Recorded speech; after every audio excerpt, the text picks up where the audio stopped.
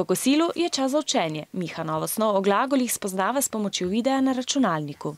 Glagoli imajo naslednje časovne oblike: sedanjik, preteklik in prihodnik. Učiteljica je posnela in pripravila učno gradivo za nas in mi si ga moramo pogledati in se čim več naučiti.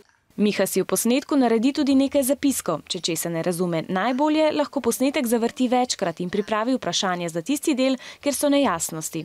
Nato reši še učni list, ki ga je pripravila učiteljica. Meni je všeč to zato, ker bom v šolo prišel že pripravljen in bom lahko tam vprašal, če česa ne znam, in tam bomo pa utrjevali, ne. V šoli se najprej pogovorijo o tem, ali so imeli pri razumevanju snovi težave, nato se razdelijo v skupine in si izmenjajo znanje, ki ga potrebujejo za reševanje nalog. Večini učencev je to všeč. V bistvu se več naučiš in ti je tudi lažje. V šoli manj tremo, doma sem pa sam in se lahko več naučim. Ker doma se lahko pogledamo neštetokrat, učiteljica pa nam v šoli pove samo enkrat.